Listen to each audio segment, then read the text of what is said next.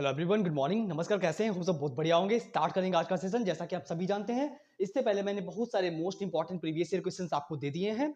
अगर आपने उनको देखा होगा तो आपकी सीटेट की तैयारी बहुत ही बढ़िया चल रही होगी। क्या आप कर रहे हैं किसी भी टीचिंग एग्जाम की तैयारी या फिर सीटेट हो गया, यूपीटेट हो गया, तो इन एग्जाम्स के लिए आप मेरे से कनेक्ट हो सकते हैं। हम आपके लिए पूरा बेहतर तरीके से प्रीवियस ईयर क्वेश्चन हो चाहे तो डिटेल डिस्कशन हो, बहुत ही बेहतरीन ढंग से ला रहे हैं। इससे पहले हमारी सीरीज नंबर ये 11 है और इससे पहले जो सीरीज नंबर 1 टू लेकर 10 तक की हमने हिंदी की पेडोलॉजी की बहुत ही बढ़िया तरीके से अपलोड कर दी है।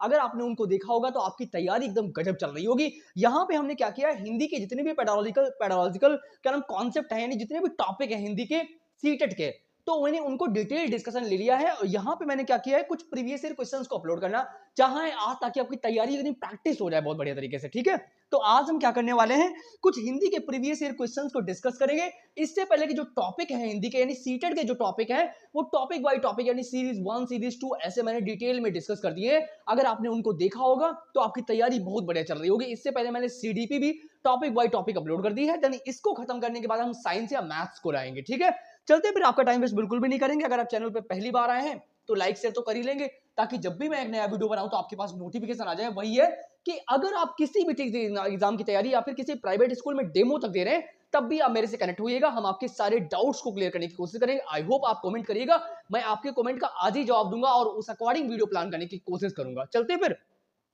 आज हम क्या करने वाले हैं, सीरीज नंबर 11 यानी हम प्रीवियस ईयर क्वेश्चंस डिस्कस करेंगे। जो क्वेश्चन हम आपको बेहतरीन ढंग से बताने वाले हैं, अगर आप किसी भी बुक को उठा के देखेंगे तो ये क्वेश्चन आपको 100 टाइम रिपीट होते मिलेंगे। इतने बेहतरीन ढंग से, मतलब वही है कि आपको ऑप्शन नहीं रटना। ठीक है, एक ऐसा नॉर्मल सा एग्जाम जहां पे कोई भी निगेटिव मार्किंग नहीं है और ना ही कोई क्या नाम निगेटिव मार्किंग तो है नहीं, पर इसका कोई स्कोर भी का हिसाब किताब नहीं है। लेकिन आपको क्या करना है, अगर आप ओबीसी से हैं तो आपको 82 मार्क्स लाने हैं, अगर आप जनरल से हैं तो आपको 90 मार्क्स लाने हैं। ठीक है, तो ये क्वेश्चन जो है, मतलब इतने नंबर तो आप हवा में ला लोगे अगर आप मेरे से कनेक्ट हो रहे हो। ठीक है, चलते हैं फिर फर्स्ट क्वेश्चन पढ़ेंगे। और अगर लाइक शेयर तो कर ही देंगे अगर आप पहली बार आए हैं। फिलहाल के लिए फर्स्ट क्वेश्चन पढ़िएगा और कमेंट बॉक्स में इसका जवाब देने की जरूर कोशिश करना, क्योंकि जब आप कमेंट करेंगे तो हमारा भी मोटिवेशन बढ़ जाता है कि आप कमेंट कर रहे हैं तो आप पढ़ना चाह रहे हैं। ठीक है, पढ़िए बेटा और इसका जवाब दीजिए कि यहाँ पे क्या इन्होंने बोला है। यानी भाषा की पाठ्य पुस्तकों में पहेलियों और वर्ग पहेलियों को शामिल करना। यानी इन्होंने बोला कि कोई भाषा की पाठ्य पुस्तक यानी कोई किताब है जहां पे पहेलियों का यूज करना है, यानी पहेलियों के माध्यम से पहेलियों को शामिल किया गया है। इसका क्या औचित्य हो सकता है, इन्होंने सिंपल सी बात पूछी है। यानी एक किताब है, लैंग्वेज की एक बुक है, हिंदी इंग्लिश की बुक हो सकती है, जहां पे इन्होंने बोला कि पहेलियों का क्या मतलब हो सकता है, क्यों शामिल किया जाता है उनको। ठीक है, तो क्या होता है, फर्स्ट ऑप्शन पढ़िएगा कि विद्यार्थियों में समालोचनात्मक चिंतन योग्यता का विकास करता है। कि विद्यार्थी जो होता है, जब उसके सामने कोई पहेली आती है तो वो डिफरेंट वे में सोचता है। बिल्कुल सही बात यहाँ पे कही जा रही है। विद्यार्थियों में प्रवाहपूर्ण संप्रेषण की बात यहाँ पे करी नहीं गई। उन्हें कुछ आनंददायक आनंद प्राप्त करने के लिए पहेलियों का यूज किया जाता है, ऐसा कुछ नहीं होता।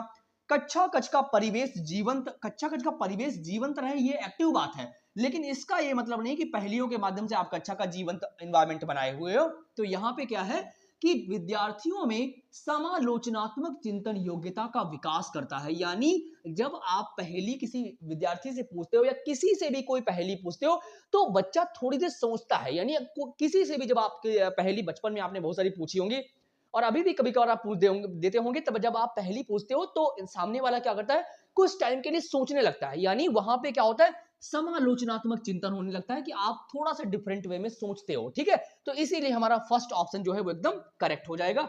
आई होप आपको समझ में आ गया होगा। तो अभी हम चलेंगे क्वेश्चन नंबर 2 पे। देखते हैं क्वेश्चन नंबर 2 में क्या बोला गया है, पढ़िएगा और जवाब दीजिए कि यहाँ पे इन्होंने क्या बोला है। बहुत ही बेहतरीन क्वेश्चन है और ये 100 टाइम रिपीट हुए हैं हिंदी पेडोलॉजी की अगर हम बात करें। पढ़िएगा और जवाब दीजिए कि यहाँ पे क्या बोला जा रहा है।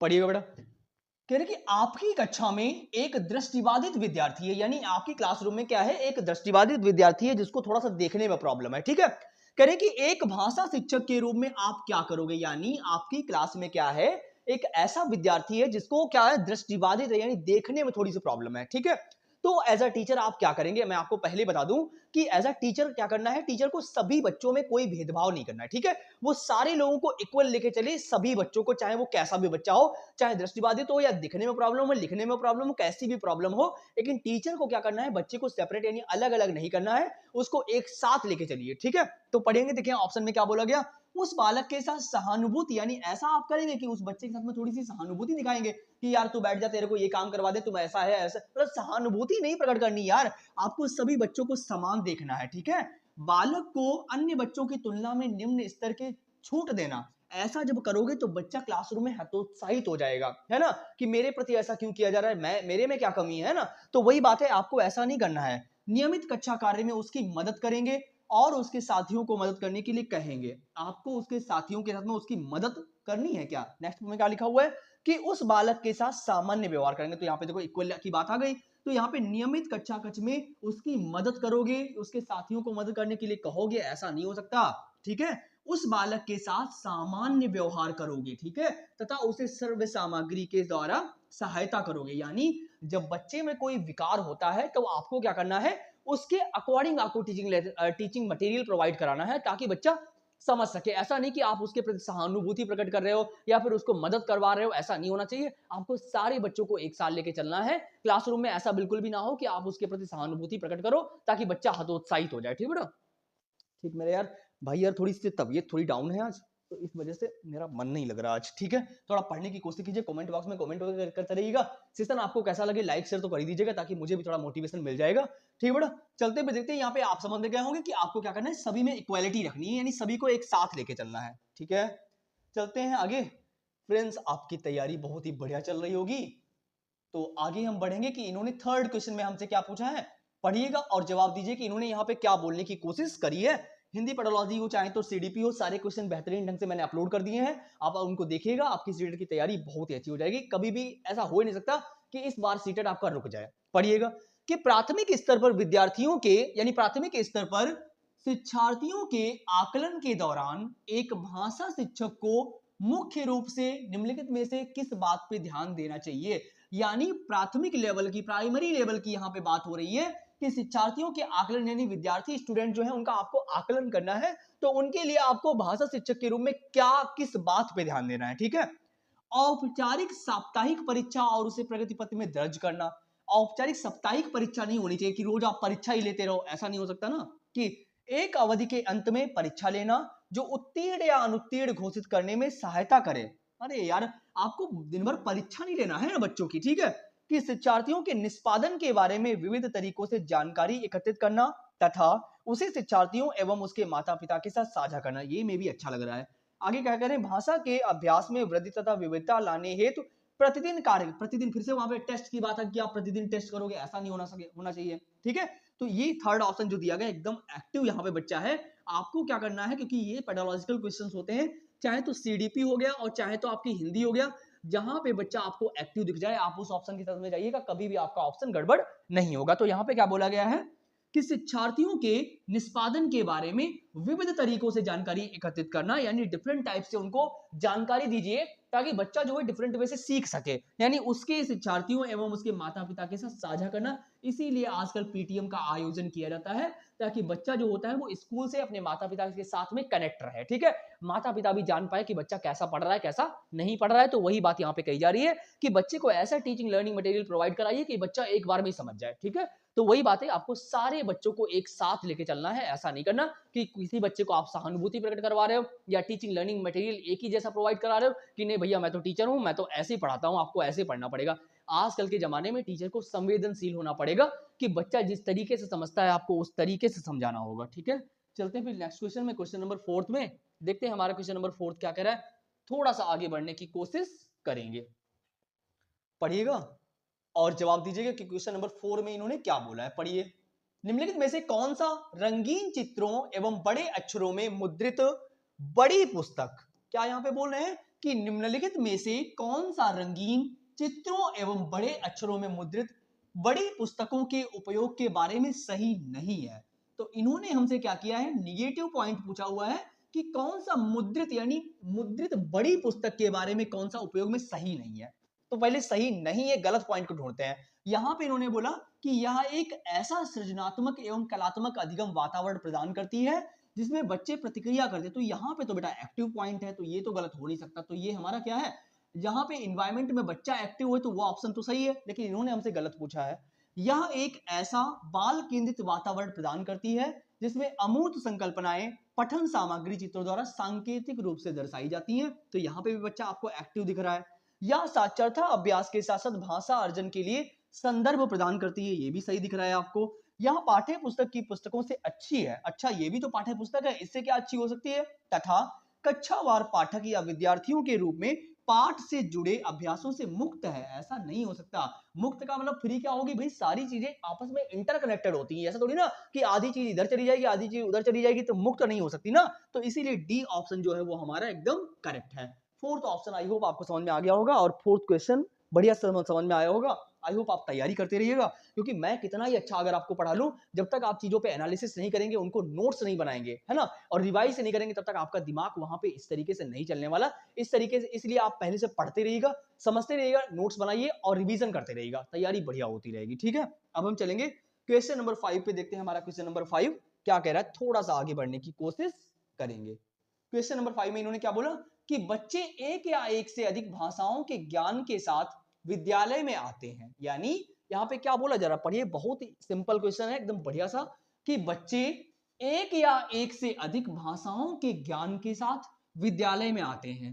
एक से अधिक भाषाओं का ज्ञान बच्चों को सहायता करता है। यानी एक बच्चा है जो डिफरेंट लैंग्वेज को जानता है, यानी अलग अलग भाषाओं को जानता है, और यहाँ पे क्या कह रहे हैं कि अधिक भाषाओं के ज्ञान के साथ विद्यालय में प्रवेश करते हैं। तो एक से अधिक भाषाओं का ज्ञान बच्चे को किस चीज में सहायता करेगा, यानी ये कौन सी इंपॉर्टेंस है, कहां पे बच्चे को सहायता करेगी कि बच्चा एक से अधिक भाषाएं जानता है। तो देखिए पढ़िएगा कि अन्य भाषाओं एवं नए विषयों को आसानी से सीखने में भी बहुत अच्छा ऑप्शन दिया हुआ है कि जब बच्चे को पहले से बहुत सारी भाषाएं पता होंगी, तो वो नए विषयों को यानी डिफरेंट डिफरेंट टाइप्स के सब्जेक्ट्स को अच्छे से समझ पाएगा। ठीक है, ये पॉइंट एक्टिव दिख रहा है यहाँ पे। आगे देखिए इन्होंने क्या बोला कि राष्ट्र के रीति रिवाजों एवं अन्य संस्कृतियों को समझने में, ठीक है, हो सकता है अन्य विद्यार्थियों के साथ ना जुड़ने तथा संवेदनशील होने में। ना जुड़ने का मतलब क्या होता है, तो ये तो हो नहीं सकता। ठीक है, अधिक अंक अधिक लाना है नहीं, आपको ऐसा कुछ काम नहीं करना। ठीक है, तो जो सबसे बेस्ट ऑप्शन है, राष्ट्र के रीति रिवाजों एवं अन्य संस्कृति को समझ, राष्ट्र के रीति रिवाज ही समझेगा, केवल हर तरीके की बातों को समझेगा, केवल राष्ट्र के नहीं। ठीक है, तो ये पॉइंट जो है कि अन्य भाषाओं एवं नए विषयों को आसानी से सीखने में, तो यही हमारा ए ऑप्शन जो है वो एकदम करेक्ट है। आई होप ये क्वेश्चन आपको समझ में आया होगा, स्क्रीनशॉट मारते रहिएगा, तैयारी करते रहिएगा एकदम जबरदस्त तरीके से। ठीक है, चलते हैं नेक्स्ट क्वेश्चन पे, देते हैं क्वेश्चन नंबर 6 हमारा क्या कह रहा है, थोड़ा सा आगे बढ़ने की कोशिश करेंगे। पढ़िएगा कि कक्षा यानी क्या बोला यहाँ पे कि कक्षा 3 के विद्यार्थी कॉपी को देखते समय, यानी क्लास 3 का एक बच्चा है, तो यहाँ पे क्या बोला जा रहा है कि क्लास 3 का एक बच्चा है कि विद्यार्थी की कॉपी को देखते समय भाषा की शिक्षिका, एक लैंग्वेज टीचर है, कुछ त्रुटियों को देखी और महसूस किया कि, यानी एक लैंग्वेज के टीचर है जिसने क्या किया, क्लास 3 की कॉपी चेक कर रही है, तो वहां पे उसने कुछ त्रुटियों यानी मिस्टेक्स को देखा। तो ऐसे में क्या महसूस करती है शिक्षिका, बच्चे लापरवाह है, वो सोचती है कि बच्चे लापरवाह है इसलिए वो त्रुटियां करते हैं। बच्चे लापरवाह नहीं होते, गलतियां स्वाभाविक होती हैं। ठीक है, तो यहाँ पे क्या बोला कि बच्चे त्रुटियां करते हैं एवं दोहरा रहे हैं क्योंकि इसके लिए उन्हें दंड नहीं दे रही हो। ऐसा कुछ नहीं हो सकता कि आप दंड नहीं दे रहे हो, ठीक है, इसकी वजह से गलतियां कर रहा है इंसान, ऐसा नहीं होना चाहिए। कि बच्चों की त्रुटियां स्वाभाविक हैं और उनके अधिगम की संकेतक हैं। बिल्कुल सही बात कही जा रही कि बच्चे जो त्रुटियां कर रहे हैं वो स्वाभाविक है, यानी ये हर व्यक्ति का स्वभाव होता है, हर इंसान गलतियां करके ही सीखता है, कि ऐसा नहीं कि आपको दंड नहीं मिल रहा है इसलिए आप गलतियां कर रहे हो। ठीक है, तो और उनके अधिगम, यानी अधिगम क्या होता है, जहां पे आप प्रयास करके चीजों को सीखते हो, यानी आप रूल और रेगुलेशन नियम वगैरह पढ़ते हो, ऐसे में जब आप सीखते हो तो वो अधिगम उसकी प्रक्रिया होती है, और ऐसे में संकेतक है कह रहे हैं। ठीक है, तो इसे सी ऑप्शन जो है वो हमारा एकदम करेक्ट है।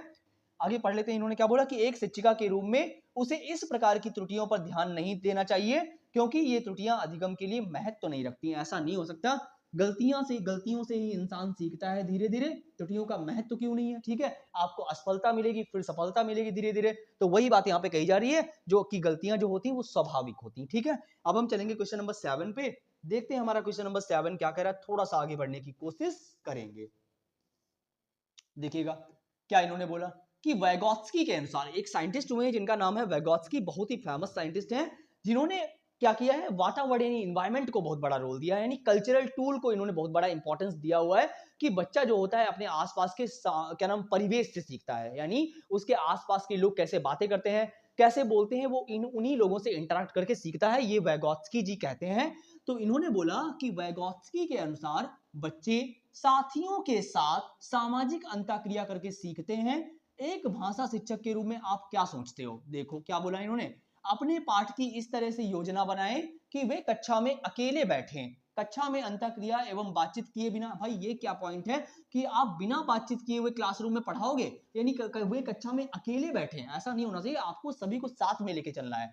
ऐसी पाठ्य योजना बनाएं जिनमें अंतःक्रिया से बचना बचना थोड़ी ना है, आप इंटरेक्शन करो, सहयोग करो, कोलैबोरेट करो, ऐसा नहीं कि आप बच रहे हो, ठीक है। कक्षा में अनुशासन बनाए रखने के लिए प्रोत्साहन, पुरस्कार, दंड का प्रयोग करें।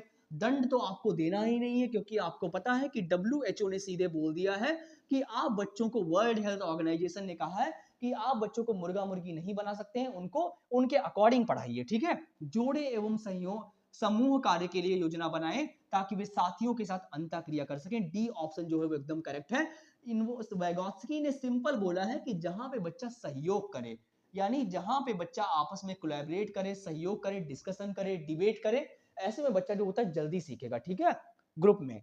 तो वही बात यहाँ पे कही जा रही है। अब हम चलेंगे क्वेश्चन नंबर 8 पे, देखते हैं हमारा क्वेश्चन नंबर 8 क्या कह रहा है, थोड़ा सा आगे बढ़ने की कोशिश करेंगे, पढ़िएगा जरूर। यहाँ पे क्या बोला कि निम्नलिखित में से कौन सा तरीका भाषा शिक्षक के द्वारा, इन्होंने यहाँ पे क्या बोला कि निम्नलिखित में से कौन सा तरीका भाषा शिक्षक के द्वारा अपनाया जाना चाहिए, यानी कौन सी विधि ऐसी है जहां पे भाषा शिक्षक के द्वारा वो अपनाई जाए, बढ़िया सी, यानी कौन सी सबसे अच्छी विधि है।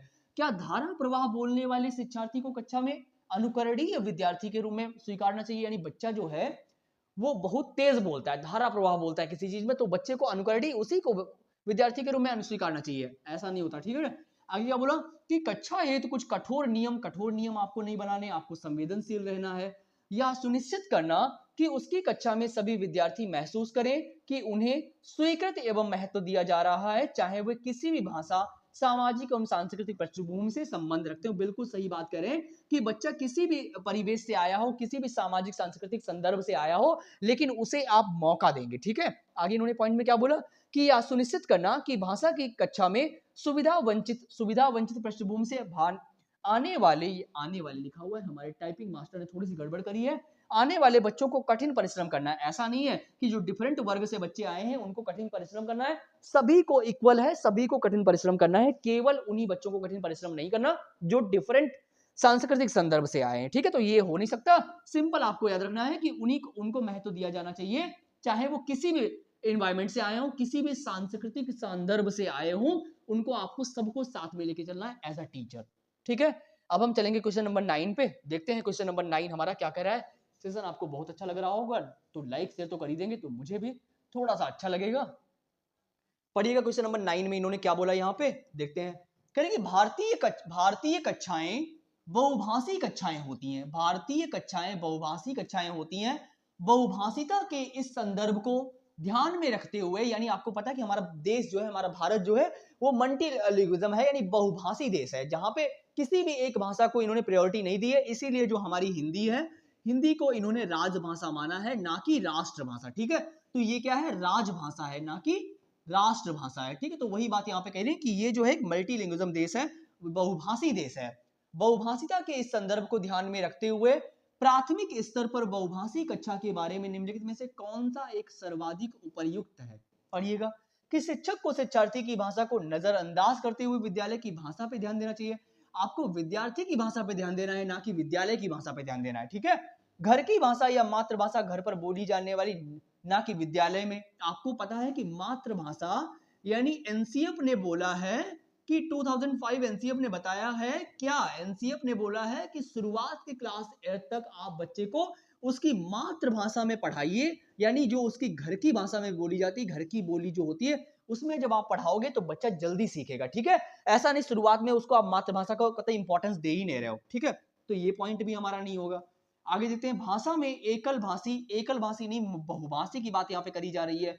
शिक्षक शिक्षार्थियों को उनकी स्वयं की भाषा में संप्रेषण करने एवं अभिव्यक्ति हेतु प्रोत्साहन करने तथा उनके विचारों को सम्मान दे। बिल्कुल सही बात करी जा रही है ऑप्शन नंबर डी में, कि आप क्या करेंगे, उसकी भाषा, स्वयं की भाषा में संप्रेषण करने को महत्व देंगे, यानी जो बच्चे की खुद की भाषा है उसको आप इंपॉर्टेंस देंगे, उसमें अपने उसके विचारों को अभिव्यक्त करने का मौका प्रदान करेंगे, ठीक है। तो क्वेश्चन नंबर 9 भी आपको समझ में आ गया होगा। अभी हम चलेंगे क्वेश्चन नंबर 10 पे, देखते हैं हमारा क्वेश्चन नंबर 10 क्या कर रहा है, थोड़ा सा आगे बढ़ने की कोशिश करेंगे, पढ़िएगा क्वेश्चन नंबर 10 को और जवाब देने की कोशिश कीजिए कि यहाँ पे क्या बोला जा रहा है, क्योंकि एक वीडियो बनाने में बेटा काफी मेरे यार मेहनत लगती है यार।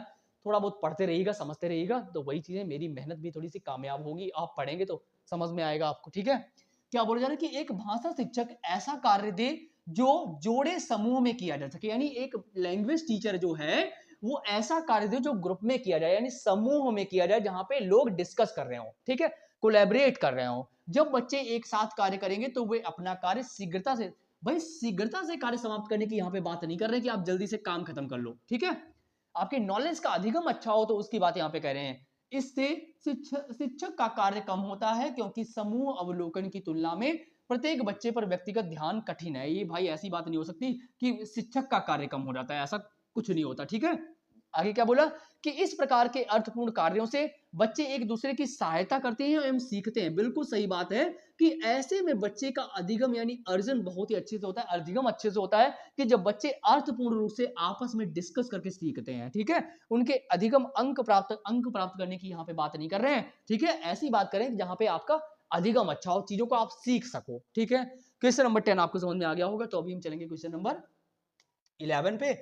देखते हैं क्वेश्चन नंबर 11 हमारा क्या कर रहा है, थोड़ा सा आगे बढ़ने की कोशिश करेंगे, पढ़िएगा और जवाब देने की कोशिश कीजिए कि यहाँ पे क्या बोला जा रहा है। देखिएगा क्या कह रहे हैं कि एक अध्यापक का अपनी कक्षा में इस बात पर ध्यान जाता है, यानी एक अध्यापक, एक टीचर जो है अपनी क्लासरूम में इस बात पर ध्यान जाता है कि एक बच्चे को भाषा पढ़ने एवं समझने में कठिनाई हो रही है, या लक्षण हो सकता है किस चीज का, इन्होंने बोला। यानी एक टीचर है, उसने क्या महसूस किया है कि उसके क्लासरूम में एक ऐसा बच्चा है जिसको क्या करने में दिक्कत हो रही है, भाषा को पढ़ने में दिक्कत हो रही है, भाषा को समझने में दिक्कत हो रही है। यानी ये लर्निंग डिसेबिलिटी है, जहां पे क्या हो रहा है कि बच्चे को पढ़ने में दिक्कत हो रही है। ठीक, ऐसी कौन सी डिसेबिलिटी है जहां पे बच्चे को पढ़ने में दिक्कत हो? तो सिंपल आपको दिख रहा है कि पढ़ने में अक्षमता है, यानी जहां पे बच्चे को पढ़ने में कोई दिक्कत हो रही होती है, जिसको डिसलेक्सिया बोलते हैं। क्या बोलते हैं? डिसलेक्सिया। डिसकैलकुलिया वो होता है जहां पे आपको कैलकुलेशन में प्रॉब्लम हो, ठीक है।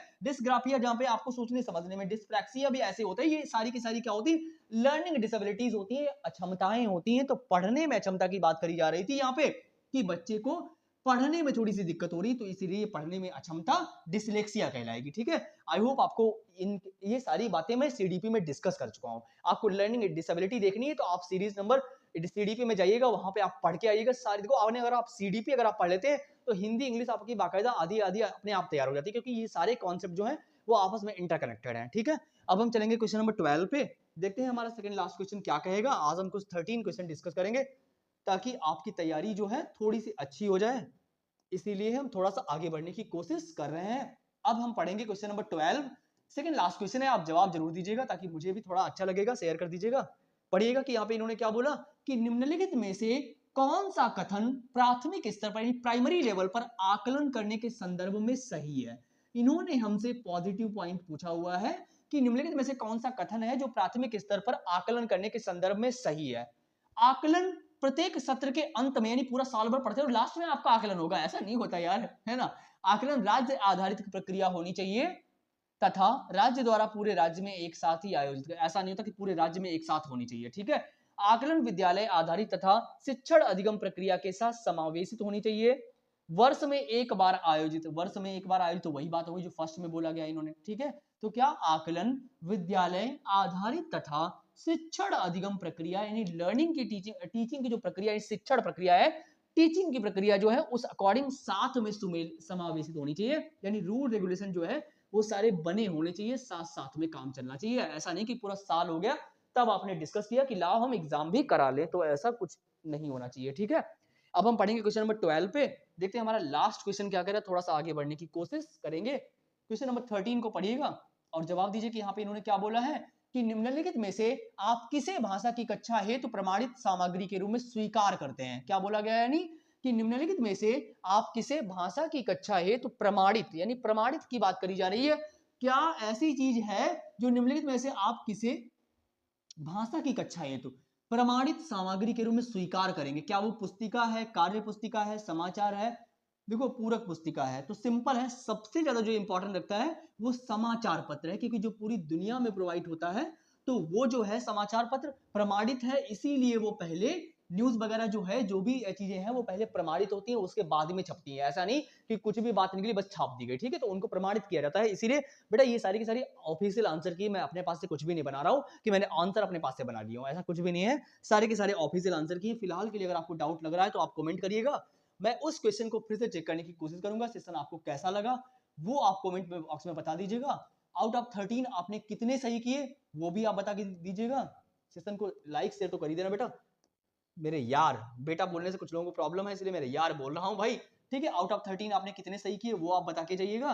सेशन कैसा लगा लाइक शेयर तो कर ही देंगे। मिलते हैं फिर एक नई वीडियो में नई आशा और उम्मीद के साथ में। सीडीपी हमने पूरी डिस्कस कर दी थी, हिंदी भी पूरी डिस्कस हो ही चुकी है। कोशिश रहेगी कि थोड़े से प्रीवियस ईयर क्वेश्चन हम और डिस्कस कर लें ताकि तैयारी बहुत बढ़िया सी हो जाए, ठीक है? मिलते हैं फिर नई एक वीडियो में नई आशा और उम्मीद के साथ में। थैंक यू सो मच, आप मेरे से पढ़ने आए। मैं कोशिश करूंगा कि आपसे कनेक्ट हो सकूं। आप कमेंट करिएगा, मैं आपका रिप्लाई देने की कोशिश करूंगा 100%, ठीक है? मिलते हैं फिर एक नए वीडियो में। Thank you so much for coming. Thank you so much, thank you so much मेरे यार।